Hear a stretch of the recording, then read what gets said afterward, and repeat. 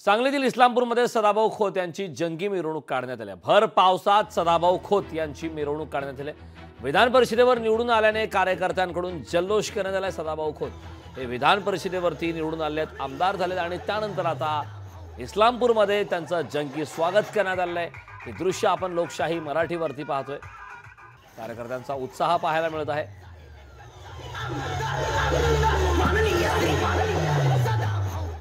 आत्ताच्या 5वी उमेदवारीमध्ये जर आपण बघितलं तर आदरणीय पंकजाताई असतील, प्रणय फुके असतील किंवा योगेश टिळेकर असतील, आमचे पुण्याचे दुसरे उमेदवार हे सुद्धा मातंग समाजातून आलेले आहेत आणि अशा प्रत्येक घटकाला या ठिकाणी त्यांनी न्याय देण्याचा प्रयत्न केला। एक शेतकरी चळवळीतला कार्यकर्ता म्हणून माझाही सन्मान आदरणीय मोदी साहेबांच्या नेतृत्वाखाली आणि आदरणीय अमित शहाजी यांच्या नेतृत्वाखाली भारतीय जनता पक्षानं काम करण्याची मला संधी दिलेली आहे।